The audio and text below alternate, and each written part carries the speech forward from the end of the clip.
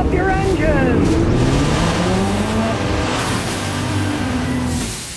All right, today we have an interesting car. It's an electric car. It's a BMW. Now, it failed because it's a BMW, but it also succeeded because it's a BMW. Well, what the heck does that mean? Well, stay tuned and you'll find out. Now, it failed miserably in the United States because it's a BMW, and it wasn't tailored for a BMW audience, right? People with BMWs like large cars that ride smooth. They're not particularly into small cars. They want luxurious cars, smooth riding, and they want to be able to drive all over the place, fill it up with gas in 3 minutes and drive away, right? Okay. The range of these things is relatively limited, and the price was not. They were relatively expensive vehicles. So, in the marketplace, they pretty much failed. I knew BMW dealerships, and the guy said, we can't get rid of these things. I had a customer in Rhode Island. He bought one. He bought it for $25,000 less than the listed price. And it was brand new because the guys at the BMW dealer said, we can't sell it. Nobody wants to buy it. BMW people weren't into this. If they would have been smarter, they would have done like Mercedes and Smart Car. Sell it as a car by itself with its own range, and then they would have gotten more people to come in. But of course, they would have to lower the price too. And BMW is not into that. But this thing's 2015, so it's 11 years old. Still has the original battery, 178,000 miles, and it still works. Yes, BMW has real engineers. They're not fools. And they actually built an extremely reliable electric car. Oh, the motor mounts sometimes broke on the motor, just minor stuff. But the motors themselves, the batteries, you generally don't see problems with them. The problem was they cost too much, the car was too small, and their audience was extremely limited that way. Now, this is a 2015 that has the range extender motor that we're going to talk about. So when you include the electricity and the gasoline, it's only like a 2-gallon tank. Doesn't hold much, right? But the farthest he's been able to go with a full charge and tank of gasoline is like 160 miles. The non-range extended ones, you were well under 100. I've seen some of them, they only real life air conditioning, heating range in the winter or the summer, whether you're running the heat or the AC. I've seen them have a range of like 75 miles with no range extenders. They didn't go far enough. But unlike other BMWs that have problems with their electronics, plastic stuff, these were actually pretty well designed for what they were.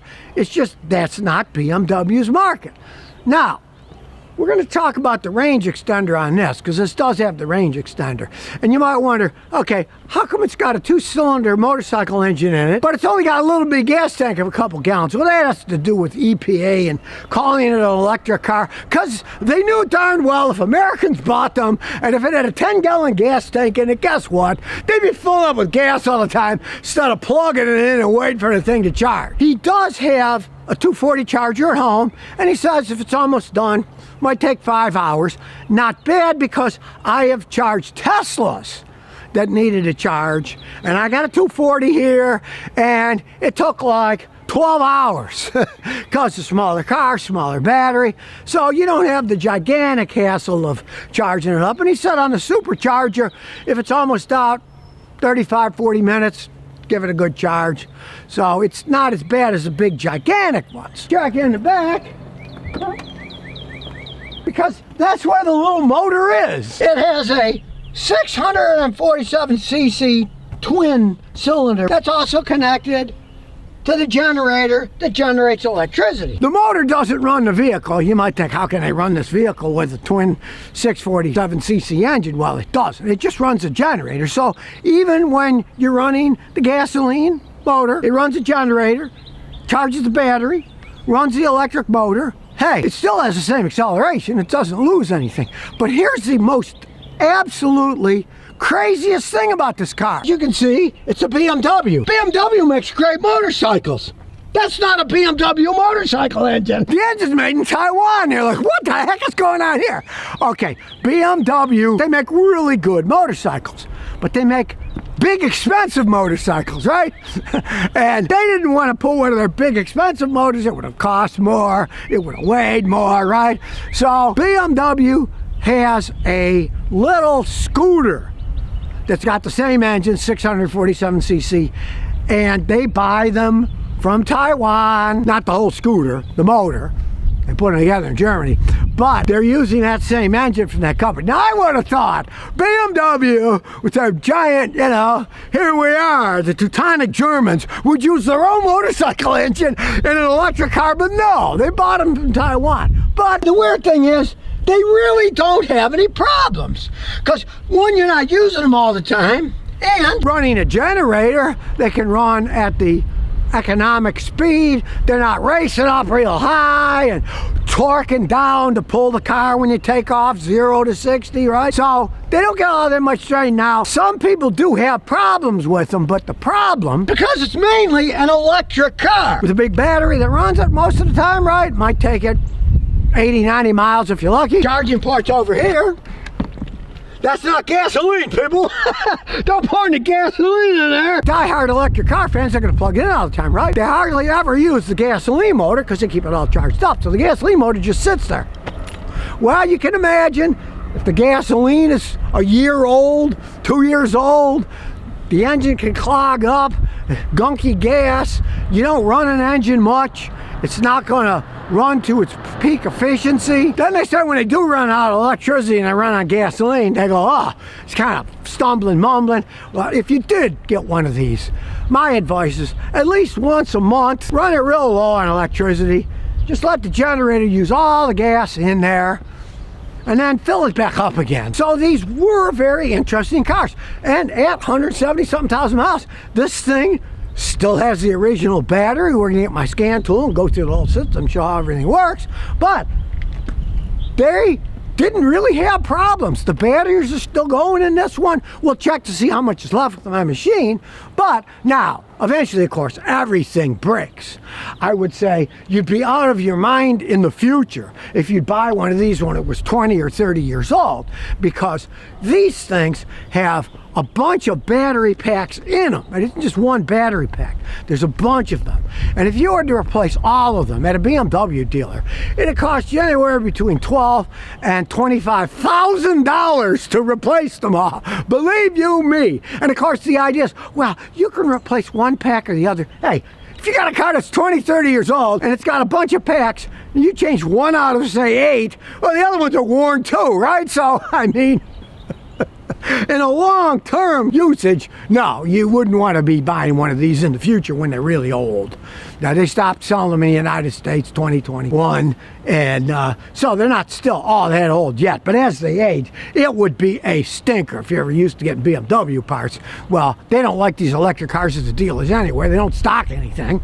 And if it did break down, it's going to cost you a small fortune. It's not like, say, you got a Toyota Prius. There's millions of them out there. And when the batteries go bad, you can get remanufactured ones. I've had people, guy was a cab driver in Chicago, Uber driver. He replaced the battery in his Camry hybrid, and it only cost him like $1,350, $1,350. You can multiply that by 20 or 30 on one of these. So keep that in mind for the future. Now, with the price of gas going up, he used to be able to fill this thing up for like $5, $6. Now it'll be $6, $8, but you know, it's only taking a little less than 2 gallons. I mean, really, if you ask me, they should have made it with at least a 5-gallon tank, and then it would have, but that was all EPA rules and stuff. So they had to go by the rules, worrying that they're not going to call it an electric car, they're not going to give a benefit of tax breaks and all this other stuff.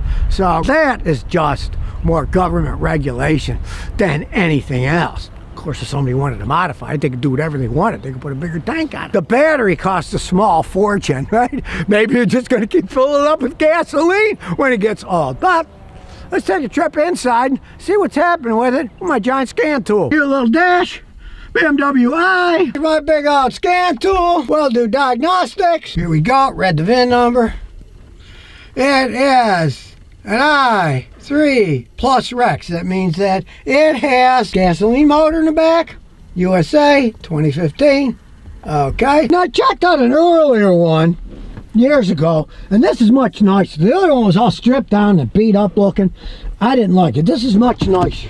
It's got a much nicer interior, nicer seats, Big old cup holder in the back. Do a full topology scan, so that's what we're gonna do. And unlike crazy cars like Tesla's, look, it's got everything here. AC, heat, regular buttons. You don't have to be a computer whiz. It's got turn signals like a normal car.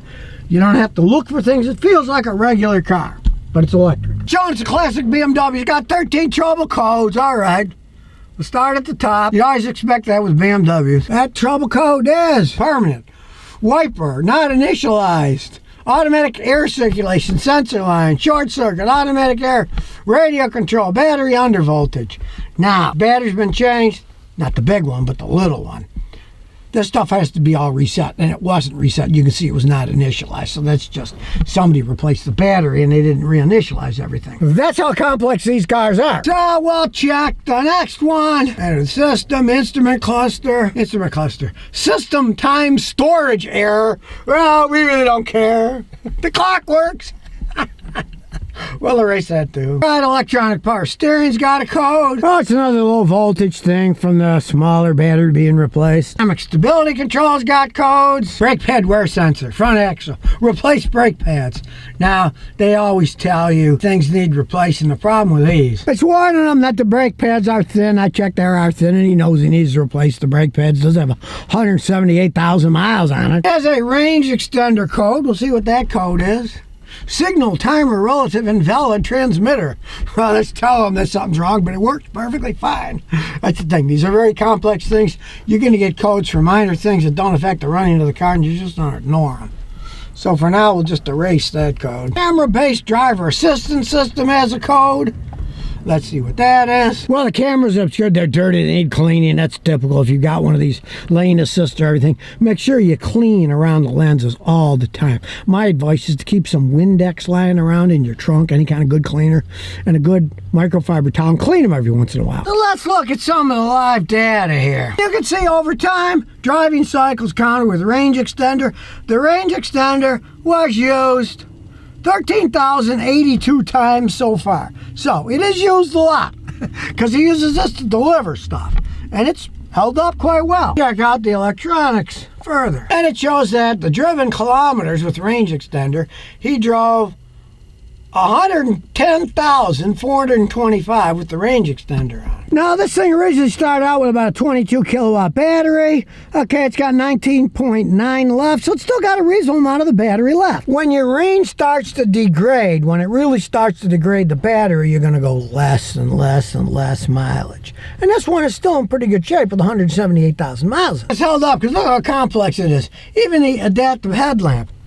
Look at all the stuff you can do to move the motor. Bottom right, you can check it all out. It's a very complicated vehicle, and it seems to be pretty well made. This thing is held up quite well. So let's take it for a spin. So he's driven this thing like 90,000 miles or so, and he's only lost, he thinks, about 10 miles of range. So it's held up pretty well. First thing you notice, of course, it's so quiet, you hear the tires rolling down the road. It really is a BMW because they handle quite well. They have very good handling in these things. This is a relatively light car. Still got the original struts on it. It still rides quite well. We're headed down Tobacco Road, and you'll see, you'll probably be surprised. These things are pretty quick because it's a light car with an electric motor. And the range extender only comes in when you run out of electricity. And like I say, it doesn't change how it runs. It just sends electricity to the battery to run the motor. So here we go. On your mark, get set, go! Once it builds up momentum, hey, it's got a lot of zip to it, people. We're all over 60 already. And it's still pretty quiet. I mean, the only thing you really hear is the tire in the wind, and it certainly can accelerate to pass people. It handles great, takes off good, stops perfectly fine. I mean, they are fun little cars to drive around. Unfortunately for BMW, that's not the market of people who buy BMWs. So they stopped selling them in the United States. They stopped making them. They're coming out with a new one, but it's still going to be expensive. And we'll see what happens as time goes on. But these were not bad cars. I'm telling you, they really aren't bad cars. It's just, it was the wrong market. It's an electric car, expensive electric car, and poof, If you want to buy an electric car, let me tell you something, you can get these things dirt cheap. A rarity. This guy bought a BMW, and not only was he not disappointed, and it was a big money waster where he threw all kinds of money into it, maintaining it, repairing it, he's put practically nothing into it, and he's put 90,000 miles on it. He bought it used. Now he's got like almost 180,000 miles on it. It makes him money he uses to deliver stuff with. That's one of the reasons that you can see it has all those trips and mileage that were used, the range extender, because, hey, when it runs out of electricity, runs on a gasoline motor, if he goes 80, 90 miles, he can put more gas in if he has to. Then when he gets home, he can plug it in at night, and in 5 hours, it's all charged up again. A BMW that held up, you know, the problem was, it's a BMW. They have a clientele. Their clientele didn't buy this car. If I had a time machine, I'd go back in time and I'd tell BMW, you know, do like Mercedes. Give it another name. Sell it under its own brand, and they'd probably still be making these things if they made them as well as they made these. Strangely enough, BMW once made an electric car that really held up. It had a limited range, yes. That's why it's got the range extender. Bizarre that they didn't put their own BMW engine in it. But, hey, they put in a scooter engine made in Taiwan. But they hold up too, you know? They hold up, so it's not like those things are breaking down either. You saw the mileage this thing and the thousands and thousands of trips it used the range extender motor, still running perfectly fine. So, hey, very interesting for a failed vehicle, right? Maybe one day they'll bring them back from the dead. People want smaller cars. BMW can make things if they want to. The problem is they made the wrong vehicle for their own clientele. And everybody knows the image of BMWs are expensive to maintain, expensive to repair. As they age, they break down and cost a fortune to fix. This baby didn't, but it was a failure because their market was for different types of cars, and people that wanted different types of cars, they never think about buying a BMW because they know, oh, geez, they're always falling apart. Well, this particular thing didn't fall apart. Too late for that, you know. They still have an image of being expensive cars, so they kind of messed up in two big reasons that they couldn't sell the things. Wrong market, and the other market would never think about buying a BMW. They just would never, like buying a Jaguar. Who in their right mind would buy a Jaguar, right? Everybody knows the same thing. But Jaguars making those electric cars, and a lot of those Waymos are self-driving electric cars. They seem to work okay. Hey, maybe they're better at making those kind of cars. Just like BMW did a pretty good job building this thing. They just did a lousy job marketing them. So if you never want to miss another one of my new car repair videos, remember to ring that bell.